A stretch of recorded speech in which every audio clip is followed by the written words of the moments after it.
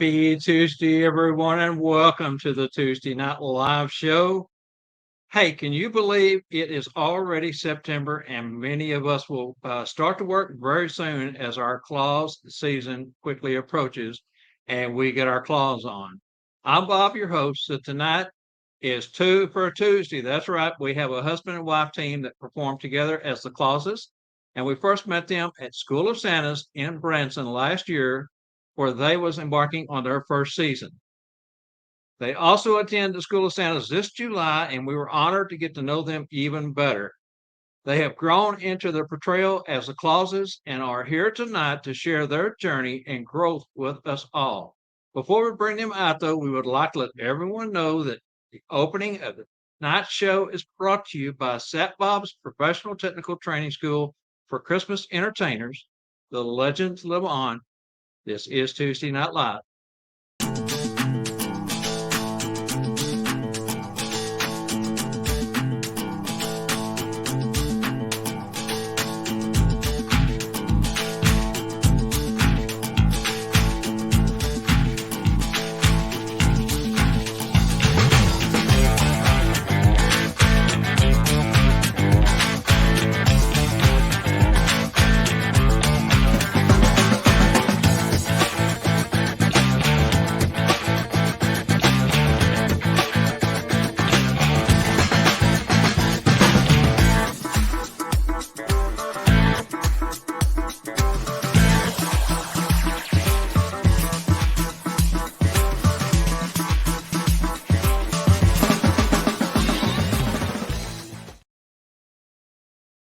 Thank you for joining us for yet another episode. This is episode 33. That's right. And we appreciate your support because the more we share, the better we all become. If you're joining us live or maybe catch this as a replay, we want to thank you for your support. And we want you to know that it really lifts the spirits of the whole TNL family and crew. Well, we missed him last week as he brings joy to the hearts of so many. Put those hands high in the air and clap until your heart's content for my bud and co-host Spangle. Hey, I got a question for you, okay? I'm not very musically inclined, okay? I mean, I'm lucky that the only instrument I really know how to play it really well, is the radio, okay? But I want to know when those promos, the Sat Bob promo and the Tuesday Night Live promo, how many of us are over there playing that air guitar when that music's going? Boy, I love it. I think every week I'm over here just jamming to the music. Always my objective is to try to get people excited, get them into it, and there's a lot of, different places that you can pick up your music, and some of it, you can get through YouTube, which a lot of us do. And but I'm always searching, looking for those new songs. And, just like I think it was just a couple of months ago, YouTube uploaded a bunch of new songs. And so a few of the new ones that we've played the last couple of weeks on the shows have been new. Really enjoy them. I always try to get the ones that, like I said, get everybody excited. Get that air guitar up, right? That's right.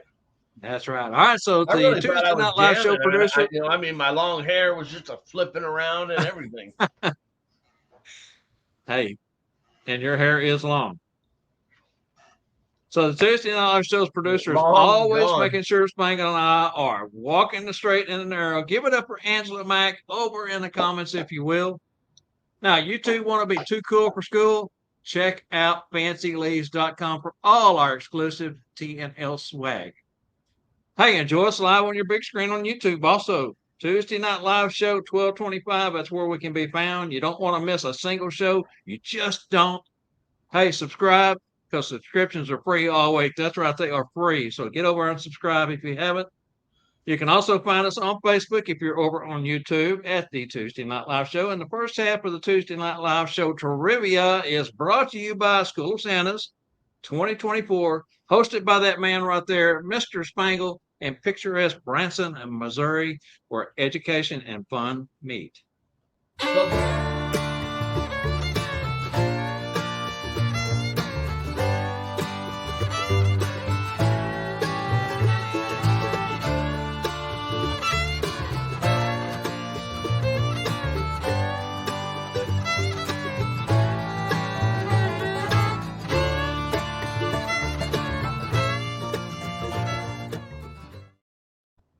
All right, Spangle, it's trivia time. Let's do All it. right, here we go. In the National Lampoon's movie Christmas Vacation, the script revealed who was the older sibling between Rusty and Audrey. Fact is, all five movies consistently cast the actresses or the actors playing the roles of the children as the oldest. Was the oldest sibling, and what were their ages in the Christmas Vacation? Three answers needed: oldest and both ages. That's All right. right, guys. In the National Lampoon's movie Christmas Vacation, the script revealed who was the oldest sibling between Rusty and Audrey. Fact is, all five movies consistently cast the actresses or the actors playing the roles of their children as the oldest. Who was the oldest sibling, and what were their ages in Christmas Vacation? Remember, you need all three answers right for a chance to have your name in the hat for Branson's School of Santas. That's right. The drawing will be early next year, about 5 or 6 weeks. I think we decided before the actual school that we'll give you time to make your plans. If you happen to be the lucky person that's name is pulled from the hat, uh, you can put your name in as many times as possible. The more you got, the better chance you've got. So there's no restrictions on that. Just get your fingers working, see if you can find those answers. Put them in the comment box. We're going to do this 2 minute and 30-second promo, and we'll see you on the other side.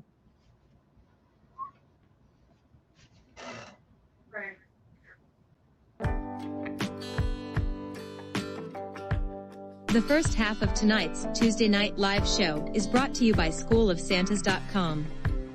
Kick off your 2024 season with inspiration from the School of Santas, an annual premier educational opportunity where fun and education meet, and is held each year the third weekend in July in scenic Branson, Missouri.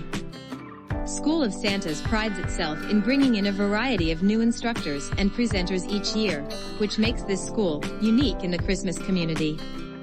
Offering quality education, training, and fun.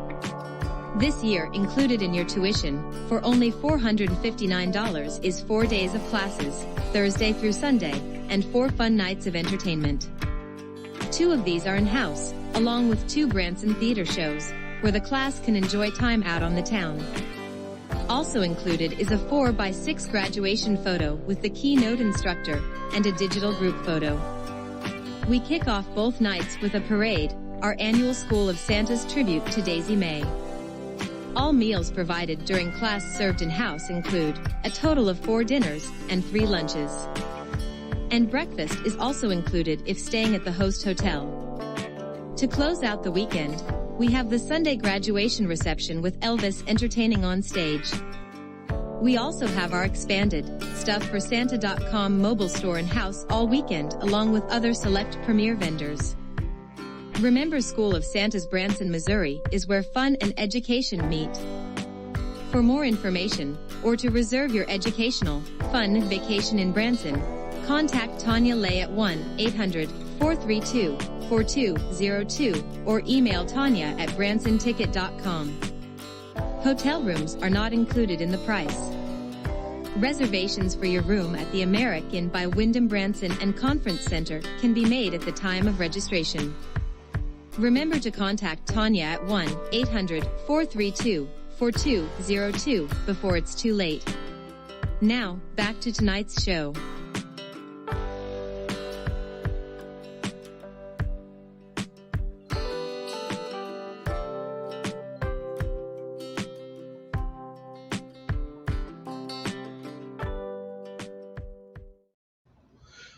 All right, people, here we go. Our featured guests join us from the Claus Vacation in Branson, Missouri, where they relocated a couple of years ago. They will be performing in their second Christmas season as professional Clauses and attended SOS for the last 2 years, School of Santas. They are known as the kind-hearted Santa and Mrs. Lizzie Claus. Please welcome Tracy and Elizabeth Ruch. Hello. I like how it says they are known as the kind-hearted Santa and Mrs. Lizzie Claus. It's not saying they are known as the kind-hearted Santa and the kind-hearted Mrs. Claus. I needed my own identity. Yeah. Welcome. That's okay. Welcome, guys. That's a good thing, right? Have your own identity. Yeah, something we all strive to have. It's really good to have you guys. I really enjoy talking with you a lot. We're excited to be Absolutely. here. As I mentioned yesterday on yesterday's show on Monday, I said, when you meet this couple, you instantly fall in love with them. You guys are another one of those that just jump out at you, and your personalities are so great. We just love you guys. So anyway, let's start off by letting our viewers get to know you guys better. We know you a little bit from the last 2 years in Branson, but let's get our guest information out there for you. So going back to each of your childhood, share your fondest memory of Christmas with your parents and siblings, and we're going to let Liz go first. Well, do you remember the Cabbage Patch fiasco in the 80s?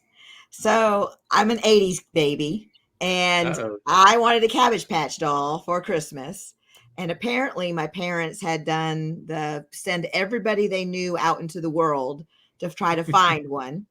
And Christmas Eve, because we always opened a big gift on Christmas Eve, I got to open a box, and it was a coffee maker box.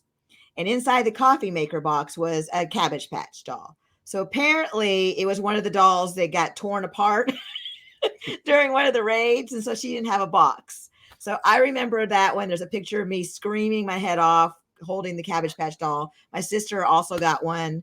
And that was pretty memorable. But I also have another one with the National Lampoons. It's kind of funny because I had a National Lampoons Christmas tree. My dad decided one year we were going to go chop down a Christmas tree. So we went to our friend's backyard and we chopped down a Christmas tree. Now we had 20-foot ceilings in our house, and the tree was too big for the 20-foot ceilings. And Wow. I will never forget, we had that thing decorated with toilet paper rolls and all sorts of stuff because we didn't have enough stuff to decorate it. My mom hated it. It had spiders. Those are my two biggest memories. Sounds like you had to get a logging truck just to get the tree home. I don't know how we got it home. It was a huge tree. Like the Griswolds did, tied it on top, the front stuck out so far you couldn't see past it. Yeah, we actually had to trim it. It was taller than 20 foot. Talking about the Cabbage Patch debacle back of the 80s, that was crazy because everyone was trying to find one of those that year, and they sold out. Nobody had them. Like you said, they were sending family members out looking at all the stores in their neighborhoods, other states. It was pretty crazy. So that's a great memory. So, Yeah. Tracy, how about you, brother? Well, one of my first memories of Christmas, I was 5 years old, and you got to remember that I'm the youngest of five, and there's 9 years between me and the next to the youngest. So I was Mama's miracle child. And so I was 5 years old, and I remember getting a bunch of gifts, and everything. I was so excited. And then, my sister went to open her present, and she got one gift. And my oldest brother, he got one gift. And I realized that all of them had only gotten one gift. And it always bothered me. And this past summer, I was on a fishing trip with my brother at Lake Palestine there in Texas. And I was talking to him about that. And he says, you know what? That was the best Christmas we ever had. He says, Sis got a ring, which she wanted. He said, I got a tape recorder. And I don't remember, he didn't remember what my other two brothers had gotten. But, that made me feel so much better. But, that was the only Christmas I remember us all being together, because the year later we moved to me, Mom, and Dad, and the next to youngest brother. And we all moved to Louisiana from Missouri. And the other, the oldest one stayed there in Missouri. So, that's one of the only memories I remember of all five of us children and stuff being together. So that was a great memory. Very cool. So anyways, what was your favorite toy or gift that Santa left under the tree when you were children? This time, let's flip it around and go with Tracy first and then go to Liz. Well, you're not going to believe this, but my mama was a pack rat, and she knew that I loved this gift so much. And before she passed, she gave me a bag. And I have right here with me the Tin Can Alley. Still have the box and everything. But the year I got that was the last year that I believed in Santa Claus. And I was looking through a Sears catalog and I was going, oh my goodness, I would love to have this. And my older brother, who was the only one at the house at that time, he's like, he heard me say that. And so he went and talked with mom and dad, and together they were able to purchase that for me. So that's the most memorable gift I've ever gotten. So what did it shoot? Air or cord? No, it's light. It's a light. So instead of lasers like today, it was a light. So you could use a flashlight actually to make it work. But basically you set it up and the light from the gun would hit the bullseye and make it the little cans, the little and the Dr. plastic Pepper cans, yeah, would fall off. So it was just like a shooting range. Which was weird because my parents never believed in guns or nothing, but yet they always got me BB guns and stuff for Christmas, and so you're gonna shoot your eye out. I know, that's what they was afraid of. I guess they're walking me right out of Bass Pro right now, aren't they? Exactly. They say that's what happens. Is young children that either. I'm sorry. They said that's what they say happens if you tell them that you're going to shoot their eye out at Bass Pro. They walk you out. Yeah, I've heard that too. So, as young children, did either of you ever go see Santa and give him your Christmas wish list at, say, a department store, the mall, or anywhere else for that matter? So the only time I remember seeing Santa is my parents were in the Navy and we lived on a Navy base, and they always had like Christmas parties. And they would always have a room where the adults would have their Christmas party and all their fun stuff. And then they would have a room for babysitters where the kids could, lay down, watch TV and things like that. But they had a Santa Claus. And I remember, I don't think that Santa Claus was sober. And I think it was one of the chiefs or something like that. I just remember that's the only time I remember seeing a Santa Claus when I was a kid. I don't think we really did that much. We did one when I was a teenager. We would go to the Bass Pro and things like that, but we didn't do it when I was a little kid in California. Let that be a lesson. Yeah. And in my case, in the small town we were at, I don't recall ever, there was never a place in town where there was a Santa or nothing. But when I got older and had children of my own, my oldest brother would dress up as Santa and come to the house, to surprise them. But that was the only memories I have of, but never nothing as a child.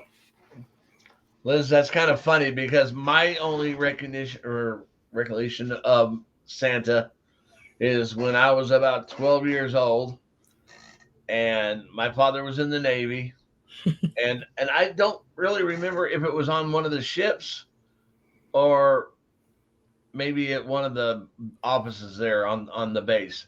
But we had to go see Santa. And my dad, I think, was overseas at the time. And so my mom and one of the other ladies, their kids and our family's kids went together. But I was 12 years old. I remember my arm was in a cast, but I was too cool to get my picture taken with Santa. So the other kid, he was like 12 years old, 13 years old from the other family. Me and him went up there together because it made it easier when you had your buddy with you. And so we had our pictures with Santa, but it was in the Navy thing also. Anyway, share with us, how did you guys meet and how long have you been married? So we're actually a Match.com couple. Are you really? Yeah, we met on Match.com. I just said that out of the blue. Yep. How funny is that? I grew up, I grew up in California and Texas, being Navy brat. And I was living in Texas, and he had moved to Texas for work. And I had gotten divorced and went online and sent him a message. She sent me a message. So I told her everything's her fault. She pursued me, so she deserves everything that was. I was 40 when I got married, and I was too young, but But yeah, we met in the Dallas-Fort Worth area. We decided to, we talked on the phone, and we decided to meet up to watch a football game because I was a Cowboys fan, and he's a Saints Saints fan. fan. And so we watched a Cowboy game December 10th of 2006, and the Saints beat the Cowboys. But Beat's a nice way to put it, honey. that was in December, and we pretty much became a family in June. So That's funny you said Match.com, because then I said, and the only reason Match.com was in my head is I was reading an article yesterday on the guy that created Match.com, which he was divorced. Did you know that? Yeah. He got divorced after he created Match.com because his wife went on Match.com, found somebody else, and married. oh my gosh, Left that's him. True hilarious. story. But that's how we met. Very And cool. then he dragged me to Louisiana, and then we dragged me to Arkansas, and then I convinced him to move to Branson. So Kicking and screaming. yeah. Okay. Tell us about yourselves and share with us about your family. So when we met, I had a 9-month-old son, and he had a 6-year-old son. And coincidentally, they had the exact same birthday, Yep. April 13th. Isn't that strange? And we were together for 5 years before we got married. And I was too young. we got married in 2011. Yes. And in 2012, I adopted Peyton, and he adopted Dylan. So they're now ours are ours. I have my mom lives here in Branson with me now. I have a younger sister, Misty, and she's married. And she has a daughter who's a little older than Peyton. She was born in 1999. And what else have I got? My dad, he's still in Texas. So, yep. And then on my Maybe your side, family's going to be growing here a little bit soon too. Our, now Spangle. My mom's probably watching. Hey, Larry might be too. Hey, I did talk to him today. He said he was going to try to watch the show. Oh, cool. So on my side of the family, like I said, I was the youngest of 5. I was the miracle child. There was 9 years between me and the next to the youngest. The oldest was my sister, who passed away in 2002, before she turned 50 years old. My oldest brother, he's still in Louisiana. My next to oldest brother, he's in Texarkana area. And the brother that I grew up with, he passed away in 2020. And my parents are both in heaven. Tomorrow's my mama's heavenly birthday. So that's good. And then the day after that is my brother's heavenly birthday. So, but like she says, have, my Peyton and Dylan are our boys, and Dylan will hopefully graduate this year. He's a senior. So last year high school. and the other one, he is here in Branson also and doing well. So, things are good. Is he doing any acting or stage stuff on the shows? I wish he would. He was that's what he was a music major, and he just, I don't know, he's just not there yet. He hasn't found his footing there for that. We really want him to be an Elf or a Jack Frost, because he just has that personality. Now, my youngest, he's more of the mechanics or computers, gaming, and all that kind of stuff. They are different in personalities for sure. Absolutely. Good. They need to be different. Yeah. Keeps it interesting around the household that way. And my youngest is taller than my oldest. And so my oldest always jokes because he gets hand-me-downs from his younger brother. That's different for sure. Yeah. So did either of you have a favorite food or dessert as a child during your own family Christmas celebrations that you now fixed as for tradition for y'all's family at Christmas?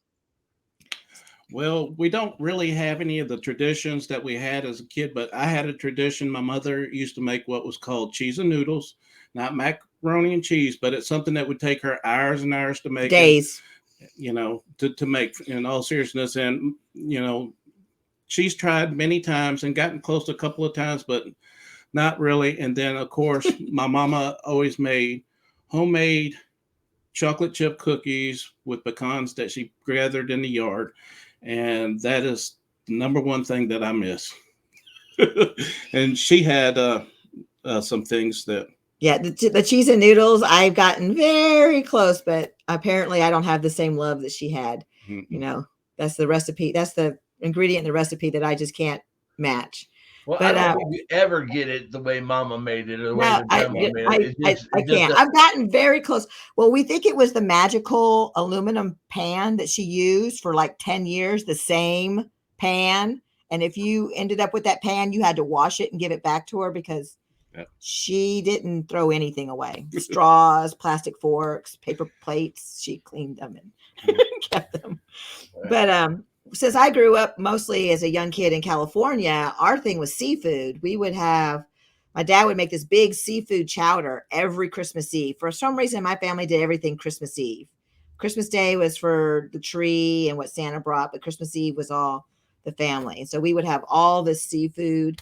And we did that for many, many years, even when we moved to Texas. But now we kind of don't really have too many traditions. We're not around as much family as much as we were when we were younger, since we're so far away from family, it always seems. We still do have a Thanksgiving dinner type. Yeah. But last year we went out for Christmas Day to see a dinner show. Yeah. So we went to a dinner show and watched A Christmas Story, since we live in Branson, and that's what we did. So we've been doing that quite a bit, just doing activities together, and let somebody else cook, because that's a great idea. Yeah, I'm for that, especially after a busy season. You've been running, busy. Sometimes just let someone else do the work, So you get to get your house decorated with all the, everything you're going on. And so, yeah, it was nice. My decorations stay up all year long. That's what we did this year too. In about 30 minutes, the outside lights will turn on. And I'm right on the highway, as you well know. I know. We see your place every time we drive past. So we're like, there's Pendle. Yeah. So if it's at nighttime, you'll see the lights on out there. So Tracy, how did you get started performing as Santa? Well, it's a very interesting story. It started back in 2017. You know how eager my wife is on doing things. And so in the community, she's like, the children need to learn how to make some money, specifically our two boys. And she's like, well, why don't we have a community craft fair for all the children? So all the children would make things and they would come and sell them at the craft fair that she hosted. Well, little did I know, her mother had found a Halloween costume that was a Santa costume in an abandoned house they were cleaning out. So she says, guess what? This year, you're going to be Santa. And I said, no, I'm not. She said, oh, yes, you are. And on top of that, you're going to build a whole big set. So she made me build a cedar wall out of, from scratch, do the whole set and everything. And I was like, okay, this is not for me. But, I put the outfit on and showed up, had absolutely no clue what I was doing, and took a picture with my youngest boy. And, I was like, just sitting there laid back. And then people started coming in to actually get their picture made with Santa. And I remember them bringing a little baby up to me, and I was like, oh my goodness, forever I will be this baby's first Santa picture forever. And I was like, whoa, that's mind-boggling. And then I had a mother come in. She says, okay, this is probably the last year my son's going to believe in Santa. She says, I'm glad you got a real beard. It was much, much shorter back then and stuff. She says, this is his name, stuff. If he gives you his Santa list, then we know he believes you're the real Santa. And so they came in, and I'm sitting here, oh my gosh, all this pressure, and I just talked to him normally. And the next thing you know, he says he's up there pulling on my beard, and I'm like, he's like, it's real. I said, yes, it's real. And before you know it, he hands me his Christmas list, and I was like, wow, this is pretty cool. I still have it. And so I still wasn't sold that, I was going to be Santa, but, it was a good start. And then, 2018 and through 2020, I did, dressed up for some family type of gatherings and stuff like that. But still didn't really feel it. And then in 2020, my brother and my dad passed, and we decided to sell everything we owned and move to Branson. Yep. And being in Branson, like, my wife, she's always trying to figure something to do. We went to a yard sale, of all things, a community yard sale here in Branson. And I was walking around just looking at stuff, and a woman approached me and says, hey, do you do Santa? I says, well, I've wore the suit a couple of times, but not really. She says, well, our Santa who does breakfast with Santa is not feeling well. And, I was just trying to find somebody. Do you think you may be interested? And I was like, well, sure, I guess, So I went back to the wife, got the information, gave it to her, and didn't think nothing else about it. Well, her Santa got to feeling better, and next thing you know, Liz reaches out to her, says, hey. So that's the thing is, you can give your information to other people, but, I grew up as a salesperson. And a salesperson, you take their information so you can contact them. And so I just sent her a message. I'm like, hey, thanks for talking to us about it. Blah, blah, blah. We would love to do this. And she sent me a message back that her Santa, it's his only gig he likes to do. He's feeling better. And he wants to do it. But she has this other thing that they've been doing since 2020, which is the candy cane outdoor hunt. And she would love to have a Santa for that. So I was like, sure. So we volunteered because it's a community event. And, we have a costume. We don't have a suit. He doesn't feel, we didn't feel like not we were Santa yet. Professional people. And so we volunteered for the community candy cane hunt. And then she's asked if she could pass her information on to someone else. And it ended up being another volunteer gig at the Tanger Outlets. They do a Santa pause for the local shelter. And she could never find a Santa that would take pictures with animals. My mom ran a petting zoo and pony ride business. We took pictures with animals all the time. We're talking horses, donkeys, goats, pigs, chickens, ducks, lizards. So we didn't have a problem with animals. So we volunteered for that too. And that was all in 2021. And so that's when I was doing the Tanger Outlets, that's when, I was doing it with the animals and stuff. And then a woman walked by with a newborn baby, like a baby, really small baby. And she's like, oh my God, can we take a picture with you? And I was like, well, I'm doing animals, but Santa can't say no. I don't care. And so they went next door, bought an outfit for the baby and brought it, and I held it. And when I held the baby in my arms that time and the picture that came out, that's when I was hooked. And so after that, that's when I told her, well, actually, your cousin needed a Santa to take a photo shoot. I had met my cousin so my dad's side of the family is Hispanic. So there's like 5,000 cousins that I don't all know all of them. I mean, when there's like 13 kids out of 13 kids. So for Thanksgiving, the first year we were here, I got to meet one of my cousins I never met before, and she's a photographer. And you'll see a lot of her pictures she's taken of us on our website and everything. But she was like, oh yeah, I take pictures of Santa. This is my Santa. She showed me pictures like, well, my husband does Santa sometimes. And, so that was a conversation starter. Well, out of the blue, she called us the night before we was going on vacation. We were not doing Christmas that year. In 2021, we decided we were not doing Christmas. We were going to Florida for 2 weeks. We weren't putting up a Christmas tree. We weren't buying Christmas gifts. We were doing no Christmas in 2021. So we did all these little volunteer gigs, and then we had a 2-week trip to Florida. But the night before was when her sister, her cousin needed the photographer. Yeah, so she needed a photographer because she needed a Santa because she needed a Santa because hers had something come up. So she called us, and the night she needed him was the night before we left. And so I went and did this photo shoot that I was very unprepared for or whatever. But the second most magical thing happened to me that night when a baby was there, and I was taking pictures with the baby and all that. And there was a younger girl who was around 8 years old, and she was standing over there to the side.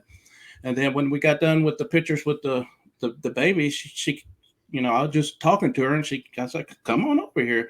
And she came over, and as soon as she sat next to me, she just burst into tears because she had never got to meet Santa in person in her life. And so that was the first child that I read the Night Before Christmas book to in a Santa suit. And so that, along with that baby picture that I had earlier, well, we was on vacation in Florida and stuff. I told her, I was like, you know what? This Santa thing is really cool. So guess what she did? She went online and did Google Santa schools near Branson. And of course, there's Spangle School of Santa's popped up right there at the #1 search. In July. Yay. Next thing you know, we're at Santa school. We meet a lot of people. Met Doug and Louise there. And Cherry Hill was there taking pictures of Santa suits. Talked with Doug and Louise. Next thing you know, they got me in touch with Gina. Next thing you know, I'm at the big box store with the only picture I had of me in a Santa suit was the one from Cherry Hill. So here I am. Everything's going wild.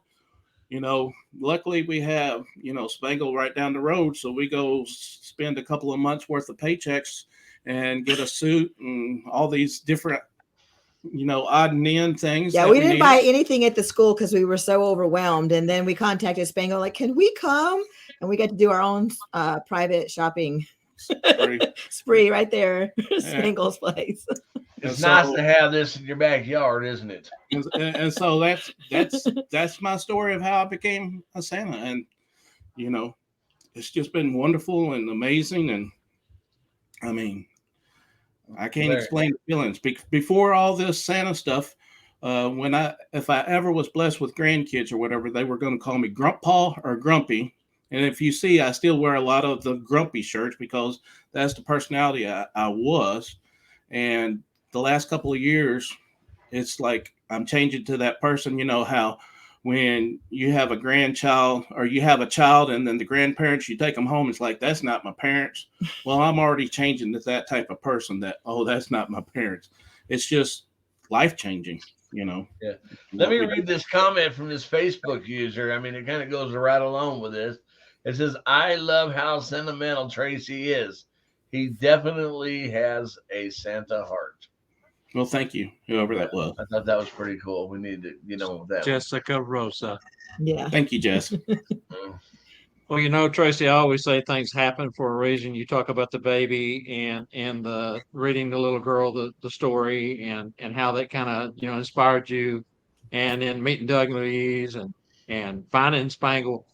Things happen for a reason, and it's destiny. It's meant to be. So you guys are where you are supposed to be. Moving along to Mrs. Claus, Liz. This kind of goes hand in hand with what Tracy just mentioned about Google. But what inspired you to want to become a Mrs. Claus? And most of us, the first thing we do, like you say, is click on Google and start researching for preparation. Did you guys do any of that?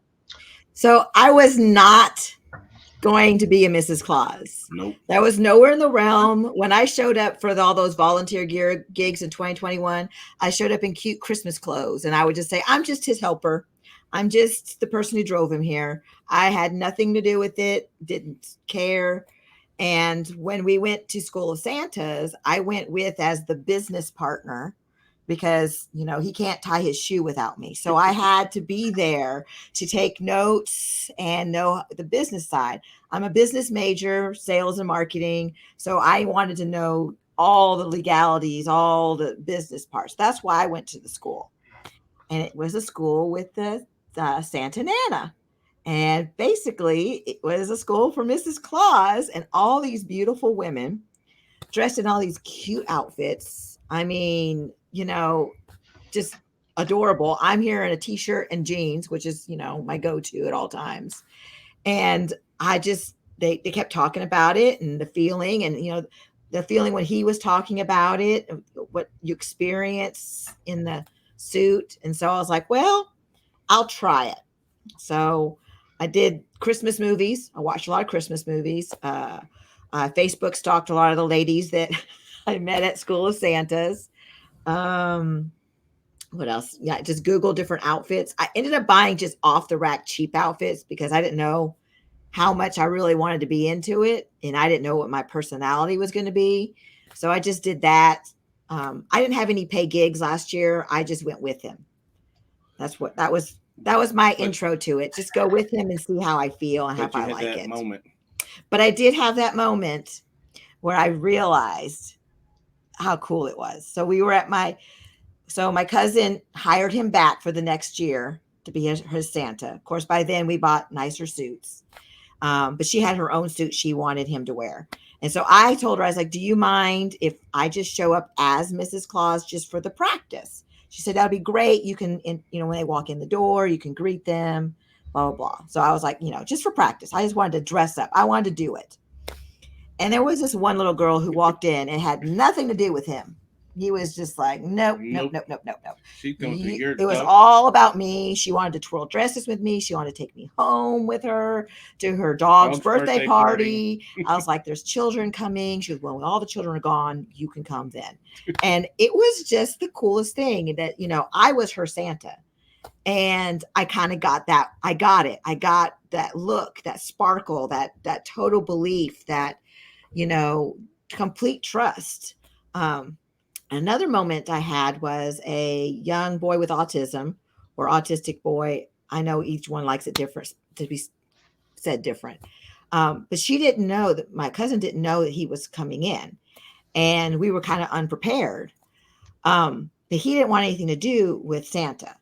So the other children were taking pictures with Santa, and he was sitting on the floor. So I sat on the floor next to him, and I was in my full outfit.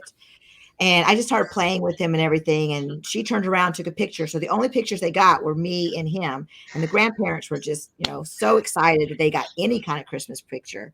And then that's when I realized what Mrs. Claus was for Santa when we're together. She's just kind of that comfort. Yeah, that comfort to seeing the big scary man. I don't know what it is about photo shoots. I mean, they're sitting on the throne, the lights are already shining on them when they come in, and it's just a little scary. And if they get greeted by Mrs. Claus, they kind of see her outfit and see it kind of matches, and when we introduce. So that was how I started last year, was doing that. You said you came to the school and everything. It seems like every session that we have, every school that we have, there's always a lady that comes with Santa just to come along because he's going to be the Santa. And then we're talking to them, and they're going to go home and buy a dress, and they want to do this and they want to do that. And I think it's really cool how just getting a little bit of that knowledge, it just kind of feeds into a person. Well, it's almost when you're married and you enjoy each other's company and you enjoy talk, you just have that thing. You like to be around each other and everything. It's almost like you can't not do it with them. Man, I'm kind of thinking too, you don't want all those women hugging Santa's neck without you being around. Oh, well, yeah, that does happen. We've had that. I've seen it time and time again where I get jealous he goes to Bass Pro by himself, though. Big box store. Oh, sorry. Big box store by himself, because I would like to go and do that someday. Well, it's funny because I've seen it happen over and over and over again where Mrs. Claus is not going to have anything to do with it. She's not interested, the wife being a Mrs. Claus. And it's something about going with the Santa, like you said, just as a side person, not as Mrs. Claus. But for some reason, that aha moment always reaches out and gets you. Yeah.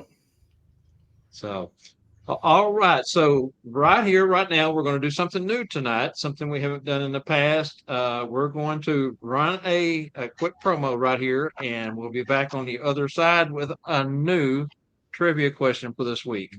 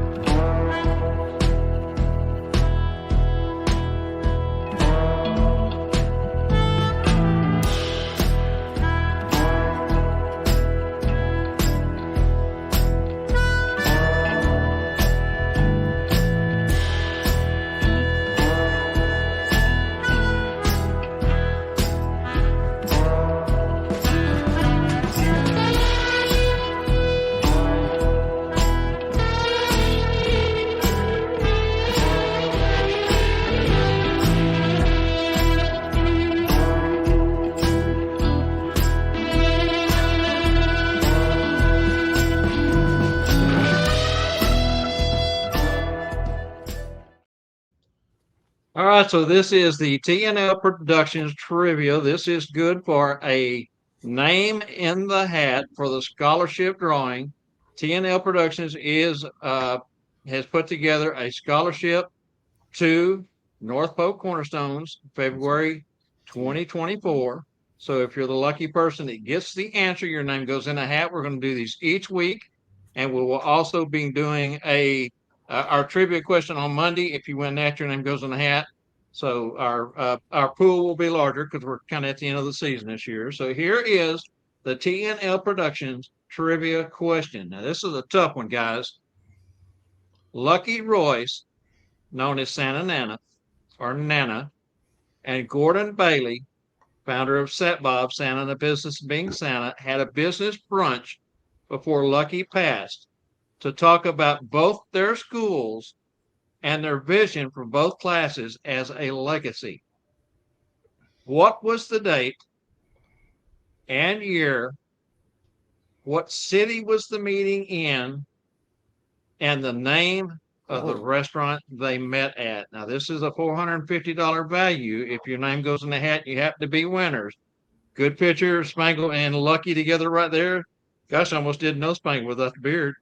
I'm going to read it again. Lucky Roy, Santa Nana, and Gordon Bailey set Bob's at a business brunch before Lucky passed to talk about both their schools and their vision for both classes as a legacy. What was the date and the year? What city was the meeting in?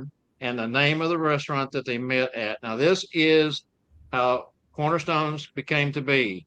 Lucky Royce, Gordon Bailey are our Cornerstones. They are legendary. And this is what we built this class in February 2024 for. So very good. Work on that. That's a tough one. Like I said, it's there. You just got to know where to look for it. And in the meantime, we're going to take it. Oh, I just had to show that because I got a feeling that a lot of people really didn't know who Santa Nana was. You know, she was such an entertainer and visionary, and gosh, I mean, a performer. You know, talking about costuming and stuff. She did things different. She wasn't Santa's wife; she was Santa's sister, and that's how the name Santa Nana came to be. And she wasn't in the Santa community but a handful of years before she got sick and passed away. Now, she had cancer previous to getting into the Santa community, and had taken treatment and had gotten through it. And but the second time when it came around, she had just found out that it was reoccurring. Gordon had just found out that he had cancer, and so that kind of what brought them together to talk about their schools and things. And anyway, long story, great story. We'll talk more about that in the future. Right now, we're going to take the short breather because it's time. Hey, hold on. Do you read the comment from Santa AJ? Here's a first.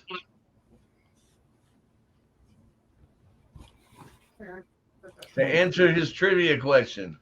You see that? Not a clue. Not a clue. Top winners, and they have no clue. They are the two top winners from Monday and Tuesday show, and they don't have a clue. How I'm funny. telling you guys, it's there. You just got to know where to look for it. And I can look on my script.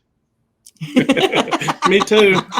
yes, you can. Yes, you can. So Deanna Golden says, Lucky was an amazing lady. Proud to have met her, learned so much from her, and spent her last week with her. And as you all know, Deanna Golden and Judith Broderick are Santa Nanta's Holiday University. And those two ladies inspired Liz. They just have a way of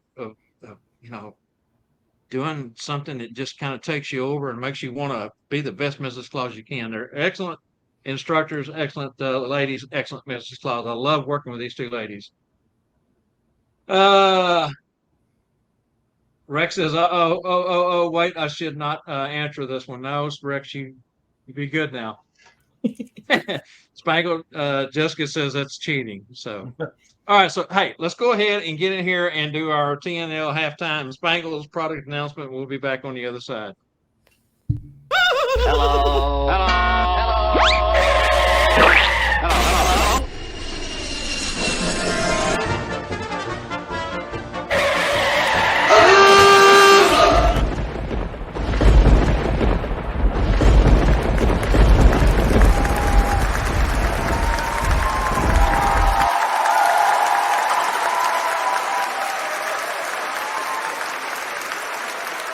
Hey!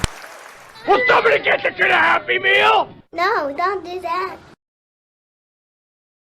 Stop the show. It's time for the Tuesday Night Live Showstopper Special for this week's StuffForSanta.com Showstopper Special. Let's go over to Spangle and see what he's got for us this week. Hey, check it out. When you watch the show, you want to get your TNL swag going on.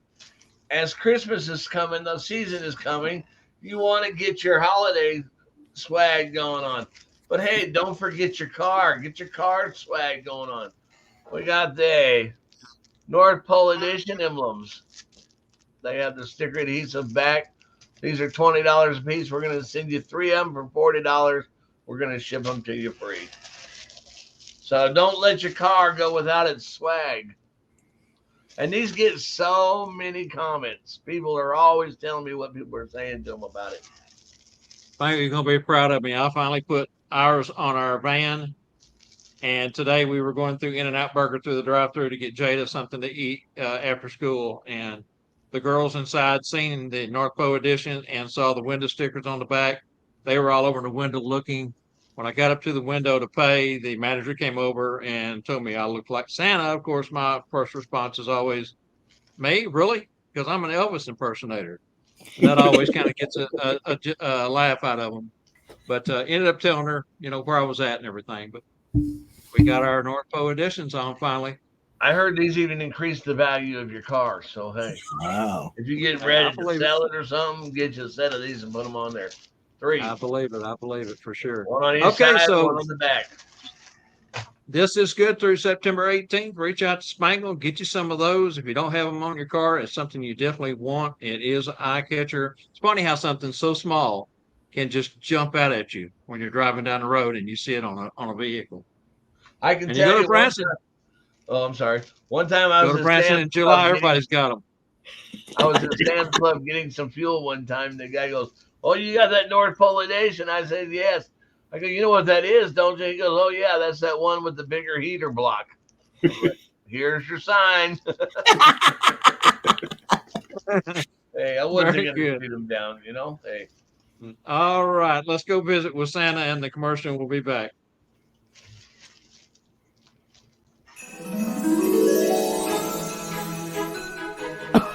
Oh, hello there. Yes, of course, it's me, Santa Claus. Now, you may not believe this, but one of the questions I get asked the most is, well, not how do I do it all in one night? No, but where do I get all my things from? Yes, now, what am I talking about? Well, I'm talking about the finest things I have. My glorious gloves, all my knickknacks and trinkets and things. Yes, all the giveaways. Yes, for me to give to the children before the main event. Yes, if I see them in the streets, if they come and see me, I like to have something in my pocket I can treat them with. Yes, and there's one special place where I can find all these magical goods. And that is, of course, Stuff Santa.com. You should head there now and see what magical gifts you can find. Mrs. Claus, have you got my ice pad? Yes, log me on. I'm going to have a look. I shall see you there. StuffForSanta.com. Merry Christmas.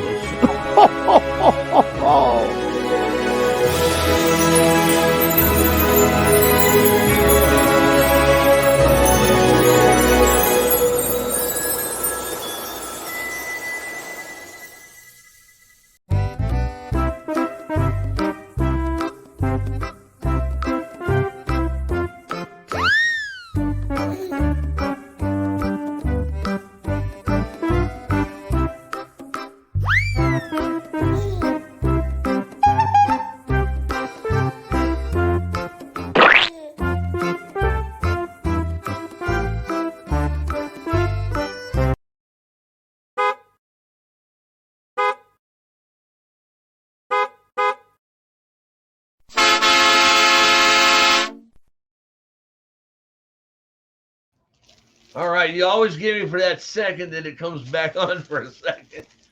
Anyways, in the song, I saw Mommy kissing Santa Claus underneath the mistletoe. Where did Mommy tickle Santa Claus, and the description of that, and who originally recorded it, and what day and year and month was it released? So, in the song, I saw Mommy kissing Santa Claus underneath the mistletoe. Where did Mommy tickle Santa Claus? And give us the description of that, and who originally recorded it, and what month, day, and year was it released? Now, I added the description in there, Bob, because it talks about it in the answer. Yes, exactly. All right, guys, get your fingers working there. Come up with the answer there. That's the third trivia for the night, and that ought to give you plenty to chew on for sure. We're just set of three. That's right. So let's get back to the show. Moving on to the second half of tonight's program. We're going to continue our conversation with our guests, Tracy and Liz Ruch, the Claus Vacation. But Angie, do you have time to put the videos up? Yes, let me. Just a second. We want to go ahead and play these videos before we get into the second half of the show. Break out the popcorn. All right, there we go. Here we go.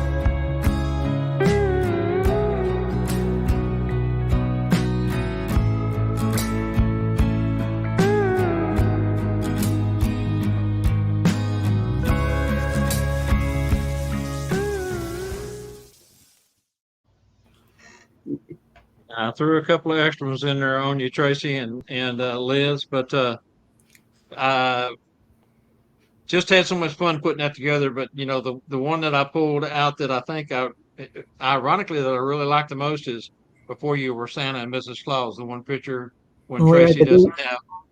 Yeah, that was a cool look back, and then of course everything moving forward. So I kind of yeah, enjoyed the one with them and Ed Taylor.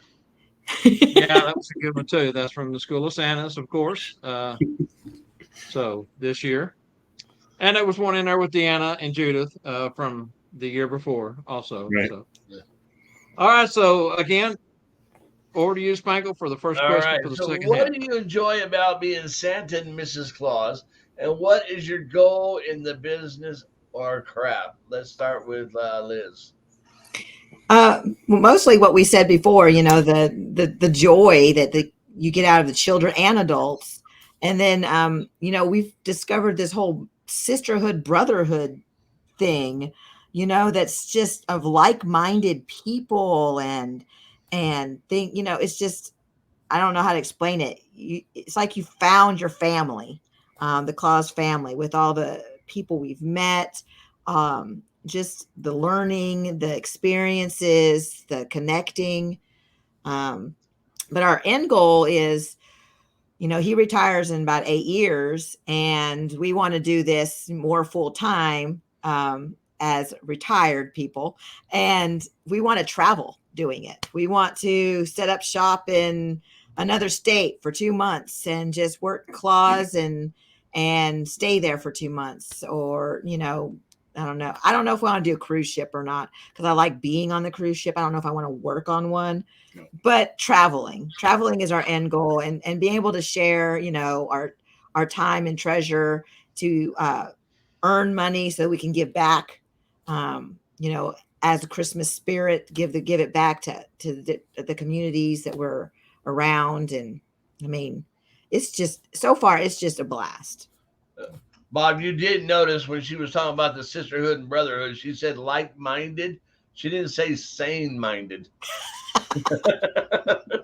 There are a lot of interesting people in the community. There is. And two things I take away from that is I've been blessed. I think we've all been blessed at one point or another throughout life with many friends, starting, in school that carry over later in life. And of course, different jobs that you may work at, you pick up good friends, someone that you click with. But there's nothing, absolutely nothing like the brotherhood and sisterhood, the friends that you make in the Claus community. It blows my mind, really. I mean, like I say, I got lots of good friends, but none compared to what we have here in this community. The second thing is, there's lots of really good paying jobs at malls, high end malls, and other states that a lot of guys love to do exactly what you're talking about. Go away for a couple of months, find a great destination, and travel there and be Santa and Mrs. Claus. So good luck on that, because they're out there. You just got to get through your day job, Tracy. That's correct. So, how'd you guys go about getting your clothes, your boots, all the styles that you develop, Liz? Tell us about that.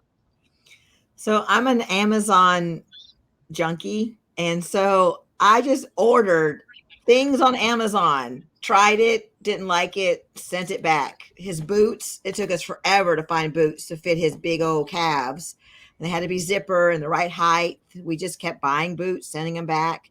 Of course, we went to Spangle and got a suit and trinkets and glasses and all the other little things that we needed from Spangle.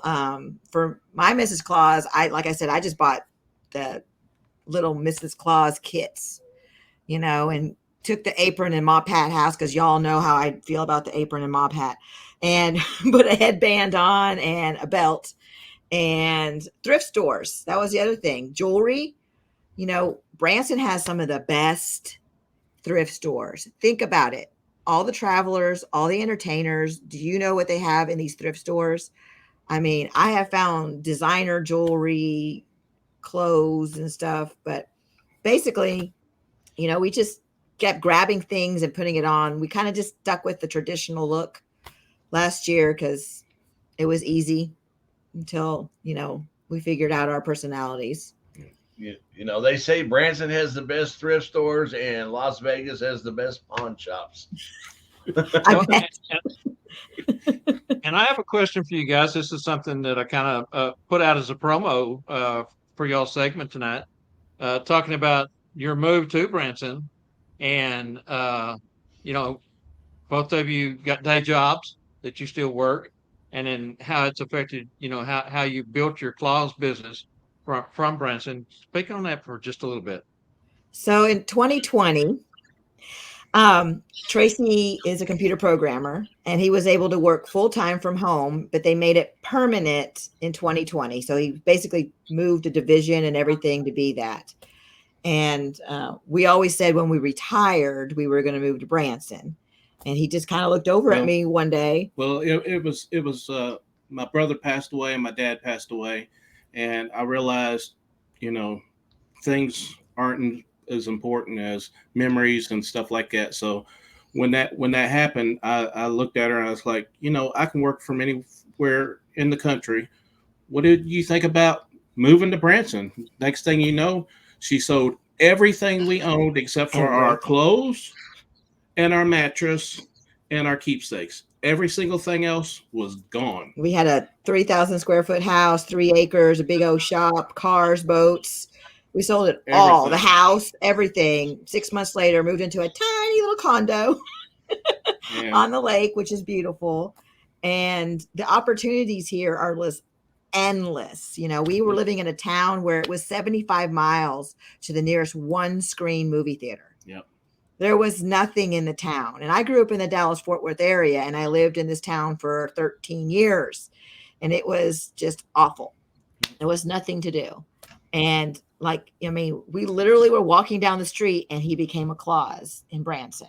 There's so much opportunity here. There's so many fun people, and people don't realize it's a tiny town. There's only 12,000 residents in Branson. So when we go to these Claus schools and they raise your hand if your town's less than 100,000 people, when they're talking about marketing to your Claus business, we're like, how about 12,000 people? So we don't market like anybody else does because we're not marketing to residents. We're marketing to vacationers. And that's how we came up with the name. And I'm a travel agent, so I kind of speak vacationer language. And that's, the Claus vacation popped in my head in SOS. I was like, what do we do? Well, if you ever see Santa Claus, he's obviously on vacation because, you can't be at the North Pole. So that popped in my head, the Claus vacation. So our goal is we do hotel visits. We promote going to hotels instead of homes, and we only do a 20-minute little visit because we're not vacation. They're on vacation. They don't want somebody in their hotel room for the hour. No. They just want to avoid the crowds, take 20 minutes, have that one-on-one time, take pictures. And so, but yeah, Branson is awesome. He's been on a stage now as Santa Claus. We've done we just recently did a photo shoot with the old car, and that's going to lead into Santa photo shoots with the classic vintage cars. Yeah. And what I do is I stalk everybody on Facebook and I just keep sending them messages. That's my marketing way. So let me tell you talk about your town being 15,000 or no, 12,000 people. Well, yeah. I want you to take note that your town is 10 times larger than my town. Okay. Well, you come to Branson a lot and Springfield too. So yeah. Every day to Springfield, quite often to Branson for sure. That's funny that you mentioned that about going to hotels and marketing yourself that way. My second year, I did 3 weekends in Austin, Texas, and one night I had worked a 10-hour day, and the agent had put me 45 minutes from where the gig was to stay. Time I stopped and got me a Whataburger, got to the hotel, it was almost 11 o'clock that night. And I'm get to the front desk, having trouble getting checked in. Finally got checked in. The night clerk was a bozo. got my stuff, got in the elevator, and two men happened to get in the elevator with me. And on the way up, of course, I'm still dressed as Santa, and so they want me to come to their room and visit with their grandchildren. And so, 11 o'clock at night, here I go tramping down the hallway on a different floor, and it was pretty cool though. I mean, it was a great memory. Yeah. Very nice. So, what do you guys plan on? What have you done to improve even more this year? So last year we had no business cards. We had what? No, you had the custom suit. I didn't have much of a custom suit. We had a one-page Facebook page, and then Gig Salad. We had Gig Salad because we learned that at School of Santas. So this year we have business cards, which I did on Canva. I don't know if you can see them. Back. We also have a children's one that talks about them having a kind heart.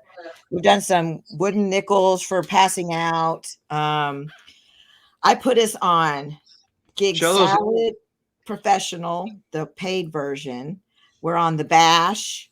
We're on Groupon, which I haven't had anything from Groupon, but we were on there. We're on Thumbtack. I updated the website. We have another website that's Kind Hearted Santa that's just for children. So when they go to that website, they'll see eventually there'll be a video saying thank you and everything. If they want to get up to your camera lens. He can't reach it. There you go. That's better. Wow. This is a nice sleigh. Yeah, I wonder where that's at. Hans Spangle. I wonder whose it is. We've done more pictures. We contacted some more photographers to get us some more pictures. So, we're doing a trade-off because most of the photographers only do like 3-hour minis here in Branson, and they're like real quick. So we're doing it as a trade-off. We are getting pictures from them for our time. And then also one of the photographers is doing my son's senior pictures for us. So, I like to barter. I know a lot of Santa Clauses don't like all that. They wanted everything should be charged, but we like to barter. What else are we doing different this year? You got custom suits, and yes, I have. We got some custom suits coming in on order. I have gotten more comfortable with my personality. You went to a wig. I went to a wig instead of the bleached hair because I did not like the bleached hair maintenance. It was not fun. I'm sure some of you bleached beard Santas know what I'm talking about. All natural. This is all natural. Blessed. I don't know if you guys remember me wearing my cute little shoes at School of Santas this year. I went a little crazy and I have like 10 different pair now. Yes, I remember them because I commented on how much I liked his shoes. You like my shoes, yes. Yeah. Do you want to see my new favorite pair? I'll have to show you my new favorite pair. All right. So there's a snow globe in there. In the heel. Wow. That's neat. Where did you get those? So it's a designer, and it actually has lights too. Let me see. See the lights? Yeah. Shut the front door. So there's a designer in the UK. It's called Irregular Choice, and they make only so many of each design. So each, they have a design each Christmas. And so these were from 2018. So I had to find them on eBay. Actually, it was eBay UK. So they actually came from the UK. But anyways, so that's my new thing. That's my new thing for Mrs. Lizzie Claus is shoes and purse. So that's going to be my thing. And so that was kind of cool. Is last year I didn't have a personality. And this year I feel like I know who I am as a Mrs. Claus. Now this year, her personality is outshining Santa. Absolutely, 100%. No doubt about it. You go, girl. Hey, what tools and stuff do you keep in your little kits, in your bags? So since we do hotel visits, Mrs. Claus actually carries a bag, and I'm working on creating more of a Mary Poppins, magic bag, the carpet bag. But for now, I have just a black tote bag. And the reason I have to have that is since we do hotel visits, sometimes we don't have a place to sit in a hotel. You know, when you stay at hotels, there's 2 queen beds, and every once in a while there'll be a desk. But we don't feel comfortable sitting on someone's bed. So we have these telescoping stools. So I carry those. That's my little magic. So we have that. As far as getting ready, you know, he's got his got to be glued. He's got a lint brush he takes with him. Something we also discovered was safety pins. Carry around safety pins pinned someplace in your suit. Usually in my hat. In his hat. Because when he was sitting on the throne at the big box store, a button just popped off. And there was no way he was going to go in, take a needle and thread. But he remembered he had a safety pin in his hat. And he safety pinned the pin on. You learned that you had to have some kind of spray in case there was cigarette smoke or something. Yeah, or children with a dirty pants or something like that. He had to have some kind of spray to get that smell off of him. My vitamins and we take we bone up on vitamins big time. A little mini fan. The mini fan to keep, you know, in between breaks or whatever. Then I can use the fan to blow it, you know, up the sleeves or whatever. And then I found these really great undershirts that keep the sweat from getting on the suit. The only place I'm sweaty is around the neck at the top, you know. But you know, of course, always got to have Tic Tacs or certs or something of that. A flashlight. A little flashlight. Especially at these hotels. I bet your Spangle likes that. Yeah, this was from last year, huh? Remember that one, Spangle? When you're at hotel rooms and sometimes there's different areas, we discovered we needed the flashlight. What else? And when I go to the big box store, because they did here at the local one, they didn't really have a place for you to change. I got a full size trench coat. So all you see is my boots. And from here down is so I can go into the back of the store, you know, without being seen. So that was something else that we discovered. And I discovered, because I'm not a big makeup person, even though I was a Mary Kay sales lady for like ever. It's funny. But there's this lip color, Superstay Maybelline, that I'll show you, ladies. Can you see it? It doesn't come off. It's so easy to put on. It doesn't come off. And so that's one of my new things that I liked. What else do we do? That's basically about it. Yeah. Extra gloves. You always make sure you have extra gloves. And got to have the gloves. Yeah. Oh, the safety pin.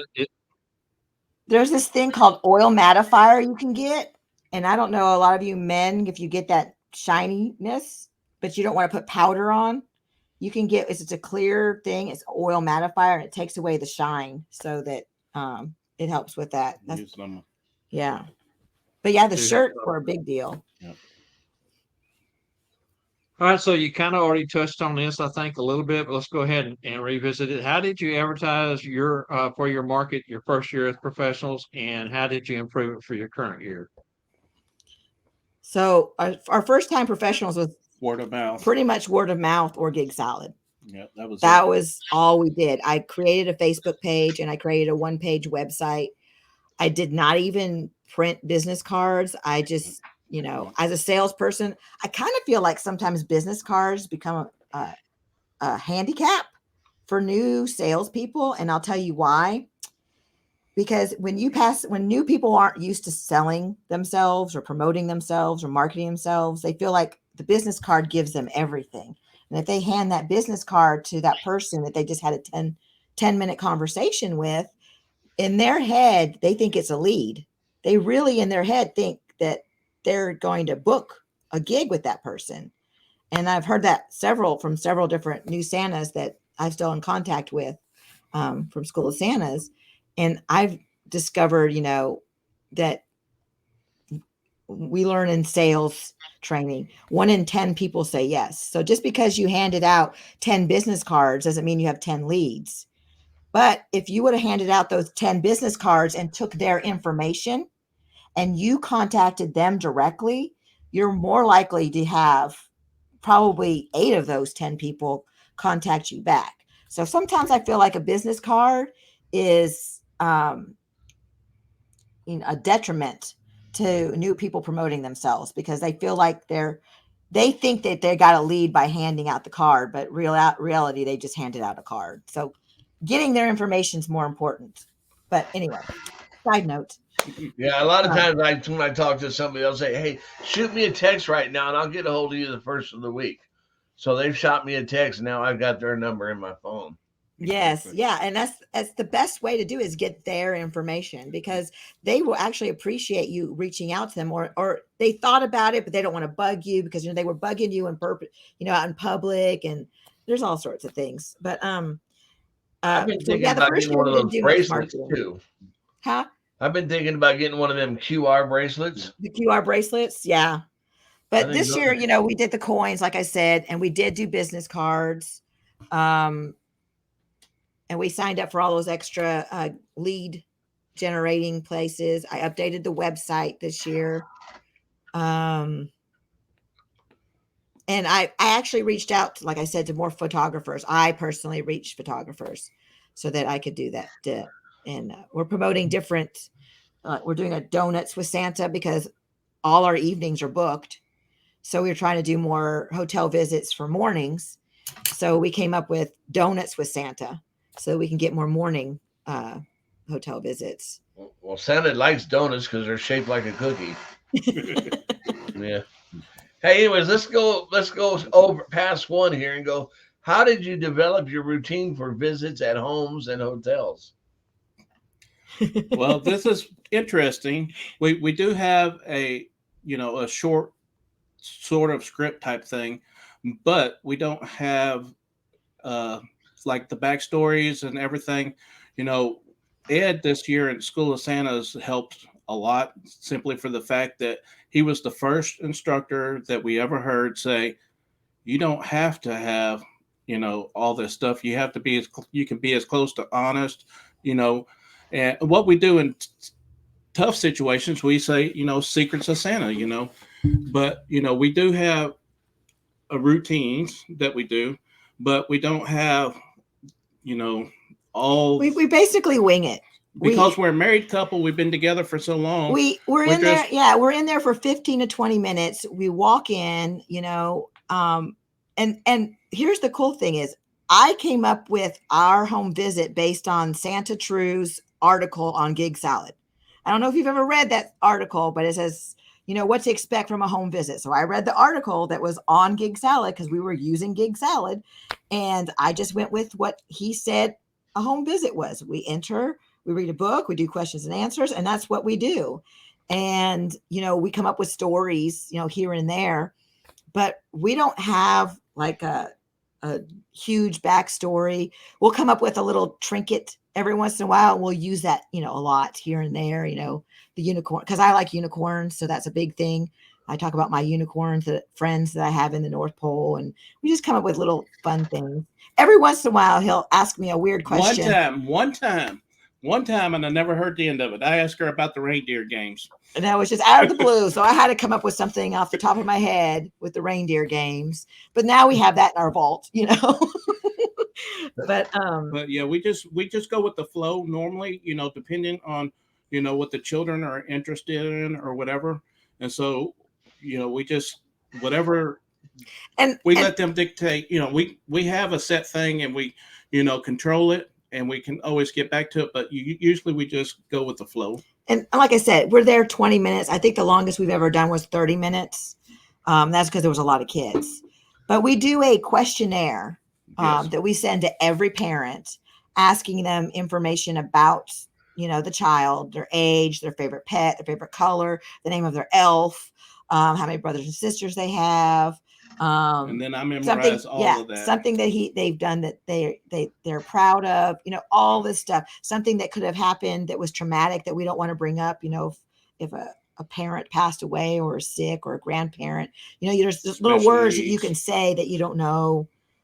So we do a lot of upfront So we do upfront stuff. And then when he walks in the door, he's like, "Hey, I see Tinker Elf is here." And they're like, "What? You know my elf's name?" And yeah, I remember he was telling me about you, this and that. And he just goes and all the information and tells them everything they have. I don't have to know any of that stuff because I'm Mrs. Claus. So I got it pretty easy on that part. But I always pass out coloring books. We had some coloring books that were made up last year, and it just has the Claus Vacation on it. And I always give a coloring book to the kids. He always gives like a coin or something like that to the children at the home visits. Spangle's familiar with that. No. Yeah. And Spangle knows about those. But yeah, that's a nice coin. Well, thank you. Our main goal is just to make them feel special and to leave them wanting more. Like they still have their imagination. They still have the magic. We don't have to answer all of their questions. We give them just enough for their imaginations to kind of go with it. And he doesn't read the story. I read the story because I'm just a better story reader.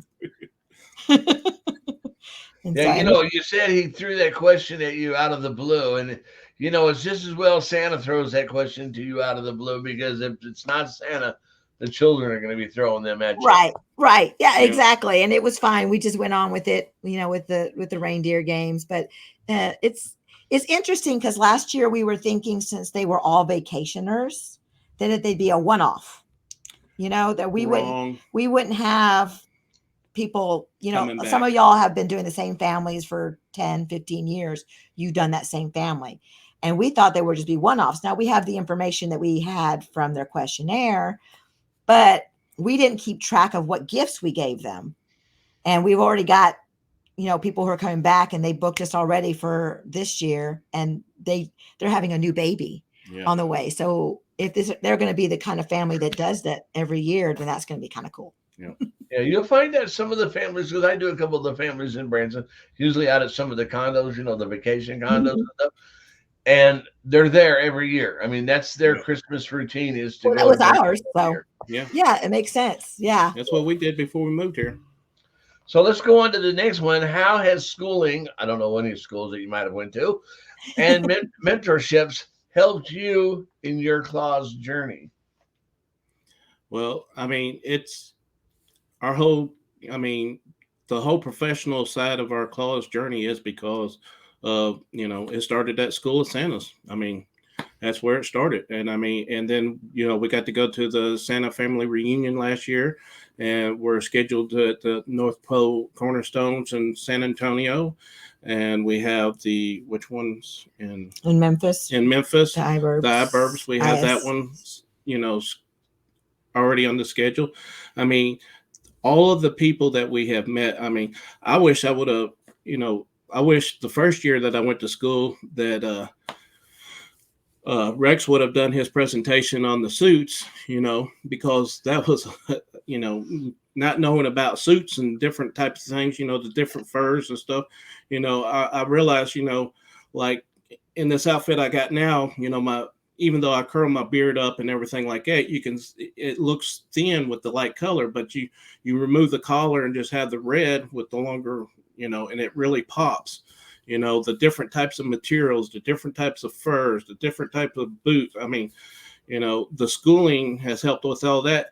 And then, what I'm learned at schooling is, the hard questions and type of stuff. How do you handle, when a child asks you something that, or what do you do with, children with special needs, and like I said, all of those type of things, were so beneficial. And, when I was there at the schools, I talked to different Santas, some of them don't like to work big box stores or malls or stuff like that. And some of them only do photo shoots and stuff like that. I've been blessed enough in my first season that I got to experience just a little bit of all of it, and to me, the big box store setting allowed me to get comfortable, because it is a short period of time, but don't feel that you can't make a child have a very special moment in just a couple of minutes because it happened to me this year. I mean, at the big box store this year, I had some grandparents bring a 3-month old baby in to get pictures with me and stuff. And I was talking to them and one of the things that I'd heard a Santa talk about at the school, they said, oh, well, mother is deployed. She's not going to be home for Christmas. And so I got up out of, the chair and walked over to him. I said, did I hear you say that? And I said, would you mind giving the baby back to me? You got your cell phone? I did a video for the mother right there, saying that I had her Christmas present waiting for her when she got back. I mean, they were all in tears and everything like that, and so, I had people come up and say, I'm going to be able to make it this year just because I got to see you. And it was only for a couple of minutes. And I'll just wrap it up with one last one where, there was a 17-day-old baby, my youngest one yet, and the parents came in and said, oh, you're such a clean looking Santa. We want we weren't going to have pictures with Santa, but, we want our baby to have a picture with you. So, I mean, it's just, to me, that was a really great experience. And then but everything that I did this year at home visits, at the big box store, at the photo shoots, on stage, everything was something that a Santa at one of the schools had mentioned or talked about or whatever. I mean, this past school, I got to have, me and Lizzie Claus got to have dinner with the real Santa Claus. Papa Larry. Papa Larry. We sat and had dinner with that man. And he just told stories, and we were just like, I was in just such awe, just sitting there with the man. I mean, and like I said, and Rex, he's had a lot, of kind things. I mean, last year was tough on him and stuff, but yeah, he took the time to sit there and talk with me, and the things that he's like, you're going to make it. It's not what you look like here, it's what you got here. And so yeah, schooling has helped a lot. And so it's really cool to see all the different ways everyone does their clausing. And so, like he said with Ed, we're more like the Ed people, where we want you to feel good and know that we're Santa. We're not a big storytellers like some of the other ones. Not yet. I know we'll probably get there, but for right now, we're comfortable with just making you feel special. We're not really good at the magician stuff. Not yet. He wants to be a magician really bad. I'm gonna use my D-lights. We're not really good at the magician stuff. There's just not yet. It's overwhelming when you first start and you see all these seasoned Santas and seasoned Mrs. Clauses, and they really know who they are. And when you don't know who you are, it's good to see so many different kinds, because then you can figure out, okay, I don't have to be, this one. I can be more like this one. And there's some amazing women that have been at School of Santas, especially, that I was just like, oh my gosh, I could never do that. And then I realized I don't have not yet. I don't have to be like them. I just have to be like me. And what's great is those women will tell you that. They don't make you feel silly or ignorant. They just want you to feel good about who you are. And that mentorship, there's just something about the twinkle in all of their eyes when they talk about what they do that just brings you in, and you want to do just as well. You want to be just as, careful and bring the clause into people's lives the right way. And so the schools are immeasurable. The mentorship is, and the friendships. Yeah. It's just, I feel like you can't do it on your own. It's good to have the ones who've done it before and have someone to be able to talk to about all of it. Yeah. Take what you like and use it. What you don't like, throw it away. No, just stick it in the bag. There's some of no you there's no store for wrong later. there's no wrong way. There's no Yeah. wrong way. You be your claws. That's the best advice. Just you be your claws. Well, there might be a wrong way, but they're not going to do it. All right, so Tracy had mentioned North Pole Cornerstones.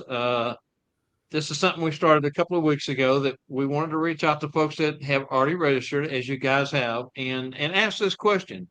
As our North Pole Cornerstone team develops and fine tunes our curriculum further from our, for our 3-day event, February 2nd through the 4th in 2024 in San Antonio, what would you guys like to see us present that you have not seen at other events that you've attended, or any suggestions you might have for us? So since we were newbies last year, what I feel like was we got so much information, and then we were like, what do we do with all this information? I feel like there needs to be like a clause for dummies, like step 1, get a suit. Step 2, get a gig salad. I mean, something simple, I think that would be really good for the newbies who just want, like, okay, I have a suit now. What do I do? I don't know. I feel like sometimes the most amazing teachers are up there and they're so seasoned and so knowledgeable that they forgot what it was like day one when they walked into the photo shoot for the first time and a kid peed on themselves. And we are like, oh, that's never happened before. What do I do now? I don't know. And that's true, because so many of us has done it for a while. We know in our head what we're doing, what we've done. We forget about the new guys coming in, that they haven't experienced that. They don't know those answers. And that's why mentorship and, going to these schools and talking to folks like Rex Ray, who's been doing it for such a long time, and Larry Shaw, who has the stories to tell, has been doing it for such a long time. But I think you guys are going to like what we're doing in San Antonio, because it's going to be different. It's going to be a whole different approach to We're excited. We are looking how forward things to it. have been done. We're actually flying there, so Yeah, that's a big deal for us. Yeah, that's a big deal plans. for us. We're not taking the Polar Express. We're Yeah, taking the and Bob, before we go on to the next thing, why don't you read that question one more time and put that to our viewers? All right, very good. As North Pole Cornerstone teams develops and fine tunes our curriculum further from our, for our 3-day event coming up in February, as we said, 2nd, 3rd, and 4th, what would you like to see us present that you have not seen at other events you've attended? Put that in the comment box, drop it in for us. We'll look at those, and any suggestion, good, bad, or indifferent. I like to say that a lot, but good, bad, or indifferent. Give us some ideas of what you guys want to see. All of us are experienced instructors. We've taught classes, so many times. Santa Nana has their way of doing things. We have our way of doing things at Sat Bob's, but this, we're trying to develop something totally new, and bring it together and present it in a way that you've never seen it presented before. Lots of classroom interaction this time around. A whole lot of going to you guys in the audience instead of us standing up there lecturing to you. We're going to bring you guys into the mix. So that's just something to look forward to. Put your comments in. If you have any, let us know what you got, and back over to you, Spangler. All right. So what have you guys got that's going to be really special, that's going to set things off a little more this season for you? So we started a blog. I just started that for our rookie season because I felt like I was saying, that you guys have forgotten more than you remember from your first years. So I wanted to record our first years. So I started a blog doing that. Just so that, because at School of Santas, even though we were second years, there were so many first years the second session, and they're calling me and asking me questions. I've got a lot of them. They're calling me and asking questions, texting me, sending messages. And so I was like, I need to start writing this stuff down, all the stuff that, we remember and we're passing on. This year we did a contract. We got a really cool gig on Gig Salad last year with one of the light drive-throughs. And we actually did a contract with them this year. So we'll be doing that together pretty much every Friday, Saturday, and Sunday night. We've got some new photographers that we are doing things with. We got our new suits coming in that we're really excited about. What else are we doing that's new? The Kind-Hearted Santa. We're trying to promote more of the Kind-Hearted Santa marketing for the children, where we're going to do more things on that website directly towards the children. We want to do more virtual visits this year, but we don't know how that's going to work yet. What else are we doing now? That's basically it. Yeah. We're going to the school in San Antonio in February. That's pretty exciting. We're just doing us. We're just enhancing everything we did last year and just adding a little bit here and there. A little more flair. Cool.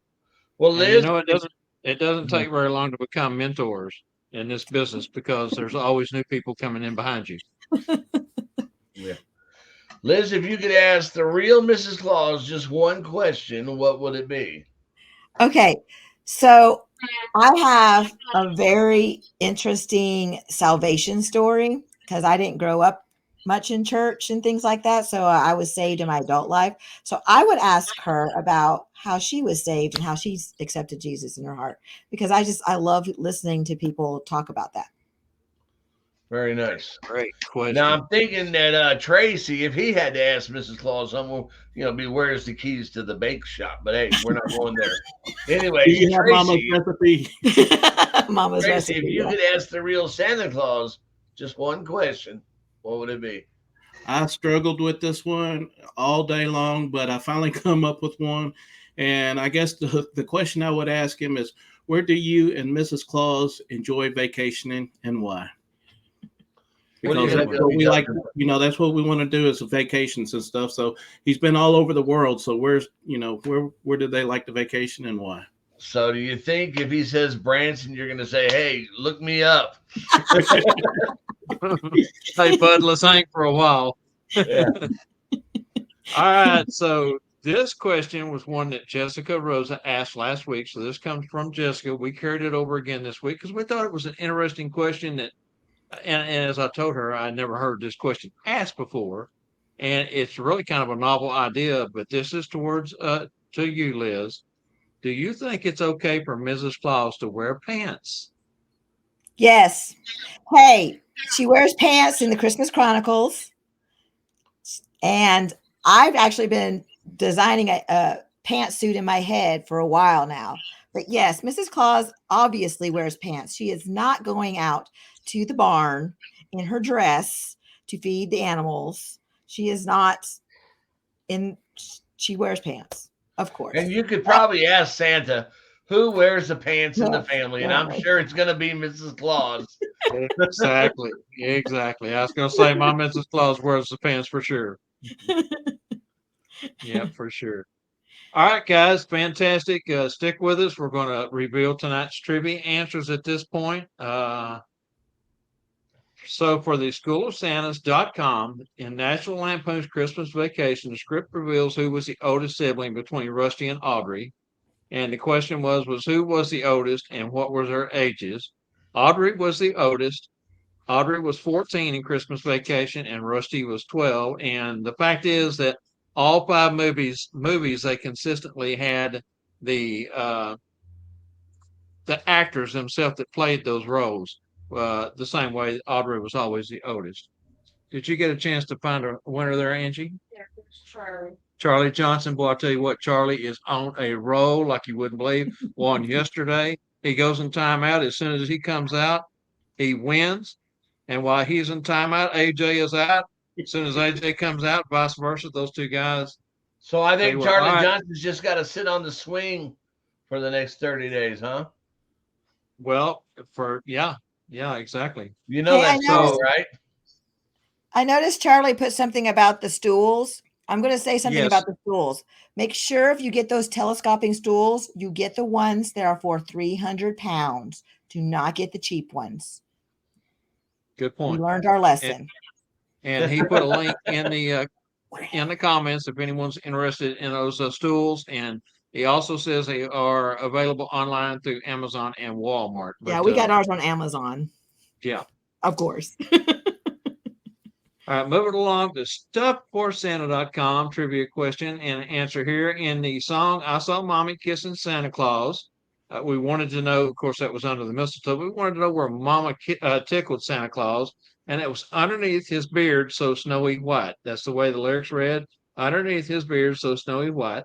The person that recorded that, originally recorded it, was Jimmy Boyd, B-O-Y-D, and it was on July 15th, 1952 when it was released. Did we get a winner there?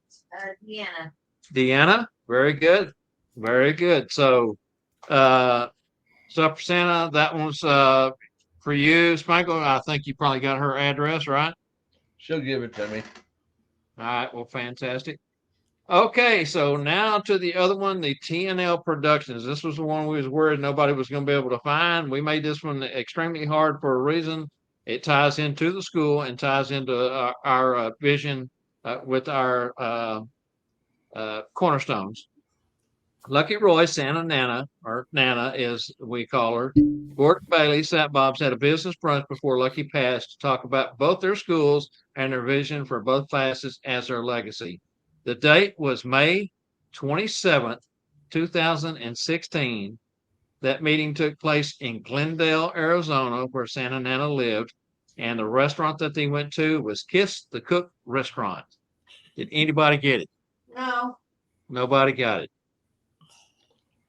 Very simple. You could have went to Lucky's or Gordon's page and put either one of their names in together, and it pops up the very first thing. Has a picture of them. The picture that we're using as one of our promotional pictures of them together sitting in the restaurant, and it has the date and the city as the heading on it. So, all right. Well, no winner there. Hey, we'll do it again next week. How's that sound? Yeah. Okay, guys, let's go to our viewers and see if they have any questions or comments, and I'll answer one for AJ right now. My assistant is supposed to have sent that out. I will check into it and get one in the mail.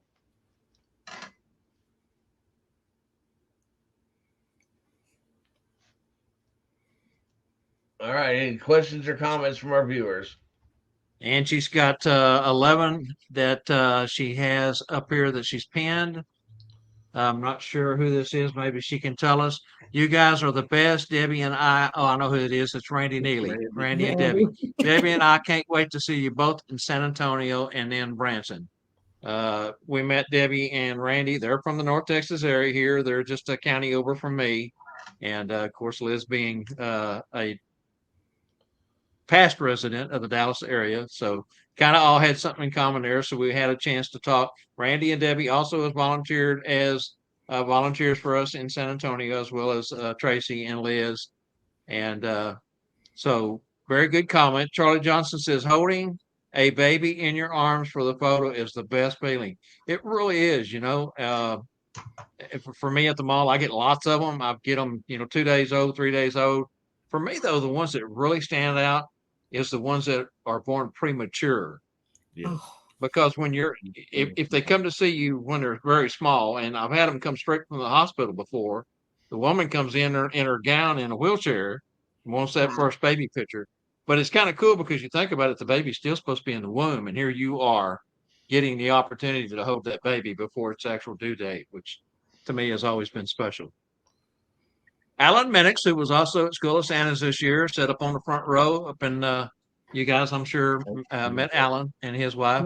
I know how that private shopping experience with Spangle feels, laugh out loud. He wore me out at School of Santas 2023. And speaking of, Alan had reached out, he was still dark, had a dark beard and all when he was in Branson in July. And I passed him on to the products that I use and the process that I use. And he bleached for the first time, and he really just took on that Santa persona when he did. Yeah, it looks great. Uh-huh. Robert Wood says, Tracy and Liz have a great website and app. Love watching the stuff they come up with. Thank you. Santa AJ says, question for Tracy. Where did you get your hat? I would absolutely love one. I ordered it online. Online, AJ. You know how to do that, man. Just send me a message. I know you know where I got this one though. I don't know if you guys know, but AJ, when as soon as they got there to Branson, he walked in, he picked up 2 hats. The next day they come in, he has lost one of his hats. We put out an APB. We called the Branson police. We called the zoo. We called everybody we could think of to come in and help us find AJ's hat, right? We even had the maintenance men looking for it. And one of the maintenance men said, well, if you can't find it, I'll buy him another one. Well, he had 2, but he was so worried about that one hat that he had lost. Come to find out, Connie found it in with his dirty clothes. When he took I guess, his shirt off, it was still on his head, ended up in the dirty clothes. They found it. Pretty cool little story from Branson. Not sure who this is, Liz. It was so awesome to have you 2 there in Branson for your first venture as a Claus. The best is yet to come. You know who that is, Angie? Jessica? No, It was earlier. well, I don't know. Yeah, it was on up the page earlier in the show. Hello, Tracy and Liz. Great photos on your website. Alan Minix again says, yep, went down the bleaching rabbit hole, and it's a whole lot of to maintain. It is. It really is. If you want to maintain that look year round, my first handful of years, I bleached every 6 weeks religiously. Now I kind of try to not do it as often and let it go as long as I can.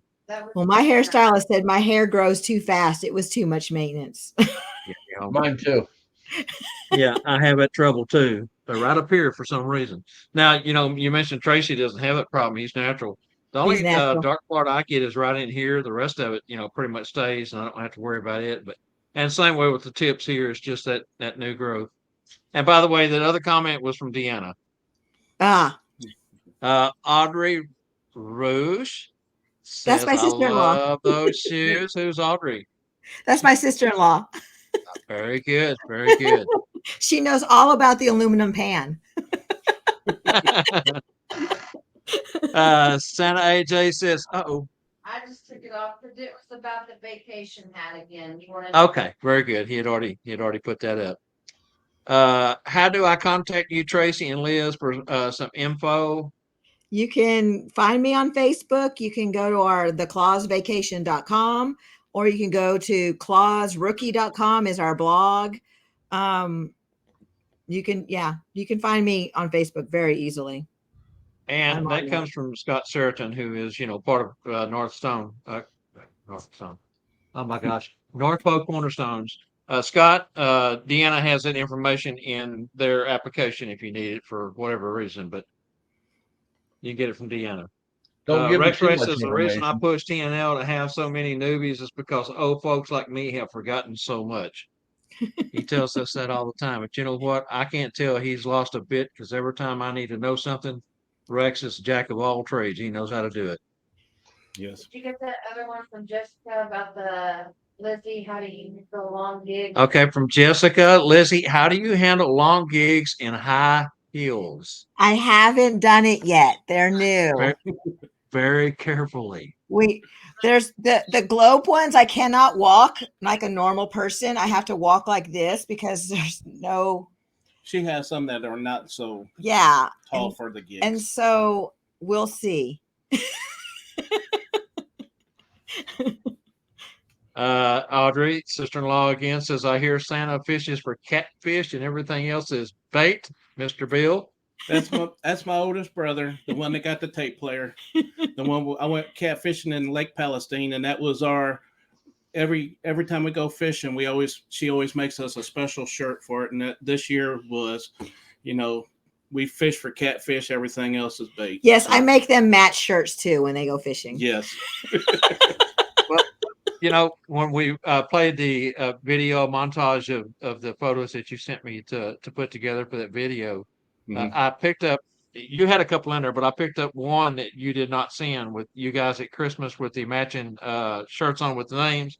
Yes. Tracy had mentioned Grumpy, and his father was sitting, there, and yes. It was just a picture where you could read your shirts, and I wanted to put that one in there so everyone could see the names that you guys had on.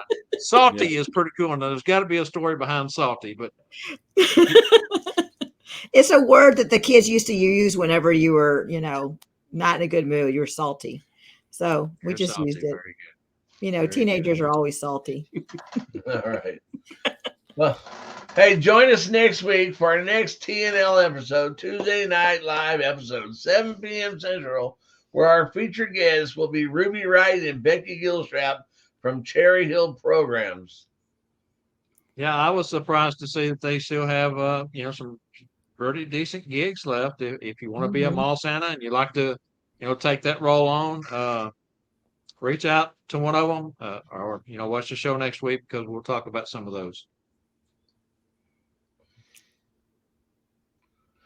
Spangle. All right, so you can't forget to catch the Monday night show with Bob and Randall. Hey, remember it's free. That's right. It is free. That's Monday, Monday, 3 p.m. 3 p.m. Central. Central Jump in Time. and join us on Monday. We always have a lot of fun on Monday, too. North Pole Cornerstones invite you to join us in San Antonio again, February 2nd, 3rd, and 4th, 2024. Go over to npcornerstones.com. Check out the website. Those guys have really been working hard to keep that updated. We have a Facebook page also on North Pole Cornerstones, and you can always come over and visit also. Reach out. We have contact. If you need to talk to us, ask questions, just submit it in the contact form. Spangle, you got any closing thoughts, man, on this week's show I or just anything want to coming up? thank Liz for tomorrow putting me at the computer again looking for some new shoes. Hey, let me show you my boots. Oh. Why? Oh, my Love 'em, love 'em. goodness. They're actually open. Very cool. Wow. These are really hard to walk in. But the heels, check out them heels. I Oh, do like them my heels. I did goodness. buy these. See, I had to do a pantsuit for these, obviously. Yeah, yeah. With waiter britches on. So you can see the tops of them or tuck them in. I just found these yesterday online for my wife. Oh, they're the glitter ones. Yeah, those I'll, are cool too. I'll send you a link if you tell me what size she is. I'll send you a link for some of these. They also make tennis shoes. The same company. Very cool. 9. All right, Tracy and 9. Liz, guys, we want to thank you so much for joining us, being such great featured guests this week. Fantastic show. I knew this was going to be a good one. Couldn't wait to get it in. Looking forward to seeing you guys again come February in San Antonio. Going to be fun. Hey, we've already started putting together our duties for you volunteers and for the rest of us, what we're going to be doing to get set up. So I'll be reaching out to you guys soon to talk more about that. Let's see here. Also, folks, don't forget our TNL merchandise is available over at fancylees.com, which helps support this channel and shows. It helps, we have cost here associated with the platform and different things. So find it in your heart. Go buy a little bit of swag, and it puts a few cents in our pocket to help pay for things.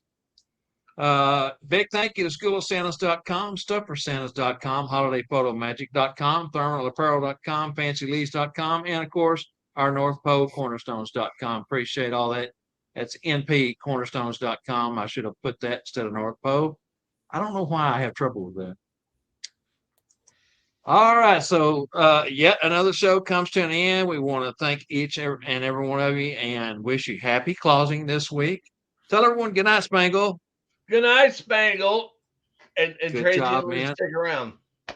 Yes, y'all stick. We'll get back in the green room and chat before we disperse. So stay with us. Remember to join us for our next Tuesday Night Live each week, 7 p.m. Central, same clause time, same clause channel. Count your blessings, not your sorrows. Have a blessed week. Until next time, on behalf of Elizabeth and Tracy Ruch, Spangle, Jessica, Rex, Melissa, Lynn, Randall, Angela, Scott, and myself, I'm Santa Bob McMaster saying good night. That's right.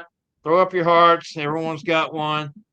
Always remember to let your claws, heart shine bright. Never stop learning. Hope to see you back here next Tuesday night. Hey, come visit us on Monday. We always have fun over there, too. Good night, all.